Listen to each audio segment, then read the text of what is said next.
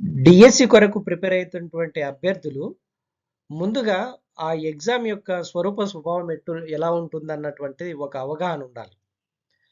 So, ఆ ప్రశ్నాపత్రం యొక్క నియమావళి, అందులో ఎన్ని ప్రశ్నలు ఉంటాయి, మనకెంత సమయం ఉంటది, ఏ భాగం నుంచి ఏ ప్రశ్నలు ఇస్తారు, ఎన్ని ప్రశ్నలు ఇస్తారు, ఈ యొక్క దీంట్లో ఏమైనా మార్పులు చేయడం జరిగిందా, ఏమన్నా ఇంకా అడిషనల్‌గా ఏమన్నా చేర్చారా, ఈ అన్ని విషయాల గురించి ఒకసారి మనం గమనిస్తే, ప్రస్తుతం ఉన్నటువంటి ఇప్పుడు 2024 జరగబోయేటువంటి డిఎస్సి ఎగ్జామ్‌లో చోటు చేసుకున్నటువంటి పరిస్థితులు, అంటే డిఎస్సి ఎగ్జామ్ క్వెషన్ పేపర్‌లో చోటు చేసుకున్నటువంటి పరిస్థితులను మనం ఒకసారి నిశితంగా పరిశీలిస్తే, ఒక అవగాహన తెచ్చుకుంటే, ఎగ్జామ్‌కి ప్రిపరేషన్‌కి ఇంక కొంత ఫ్రీగా మీన్ ఇంక కొంచెం అవేర్‌నెస్‌గా చదువుకోవడానికి అవకాశం ఉంటుంది. సో, అందుకోసము ఈ యొక్క డిఎస్సి ఎగ్జామ్ ప్రశ్నాపత్రం యొక్క నియమావళి ఎలా ఉంటుందో చెప్పే ప్రయత్నము ఈ వీడియోలో చేశాను.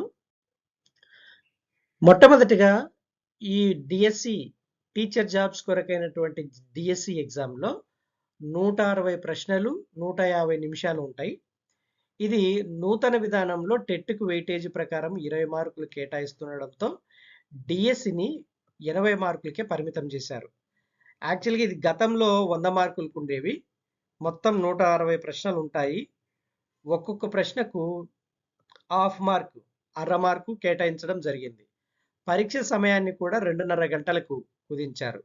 అంతే స్థాయిలో సిలబస్‌లో మార్పులు కూడా చేశారు. సో, ఈ హోల్ పాయింట్ ఏందయ్యా అంటే 80 మార్కులకి ఉంటుంది. మీకున్న వెయిటేజ్ టెట్ ఎగ్జామ్‌లో వెయిటేజ్ 20 మార్కులు తీసుకుంటారు. ఈ 80 మార్కులకు గాను 160 ప్రశ్నలు, 150 నిమిషాలు.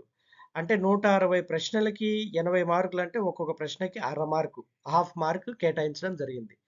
అయితే ఇక్కడ ఏమేమి చేంజెస్ జరిగాయి అంటే, second grade teacher, school assistant 2 విభాగాల్లో సిలబస్ పరంగా చాలా మార్పులు జరిగాయి. చాలా మార్పులు చేశారు. కొత్తగా కొన్ని విభాగాలను ప్రవేశపెట్టగా, మరికొన్నింటిని తొలగించారు. గతంలో ఎస్‌జిటికి సంబంధించి general knowledge, English, content methodology, maths, social science, educational psychology అంశాల్లో ప్రశ్నలు ఉండేవి. అయితే ఇప్పుడున్నటువంటి క్వెషన్ పేపర్‌లో ఏమైతుందయ్యా అంటే, ఈ సైకాలజీ స్థానంలో పర్స్పెక్టివ్ ఇన్ ఎడ్యుకేషన్ అనేటువంటి విభాగాన్ని ప్రవేశపెట్టడం జరిగింది. సో, ఇంతకు ముందు ఉన్నటువంటి ఎడ్యుకేషనల్ సైకాలజీని తీసేసి, ఇప్పుడు ఆహ్, ప పర్స్పెక్టివ్స్ ఇన్ ఎడ్యుకేషన్ అనే విభాగాన్ని ప్రవేశపెట్టారు. అంతేకాకుండా ఇంగ్లీష్‌తో పాటు తెలుగు భాషను కూడా చేర్చారు.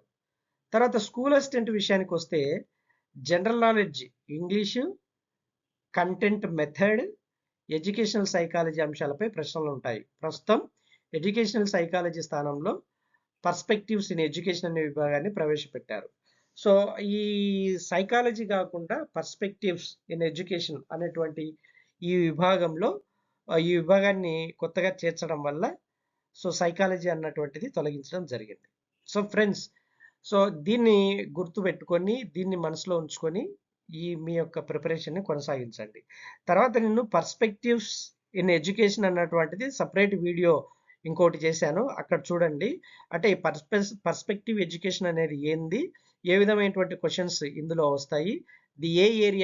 ఈ విభాగంలో ఏ ఏరియాలో మనం ఫోకస్ చేయాల్సి ఉంటుందన్నటువంటి విషయాల్ని నేను ఇంకొక వీడియోలో చేశాను. అక్కడ చూడండి.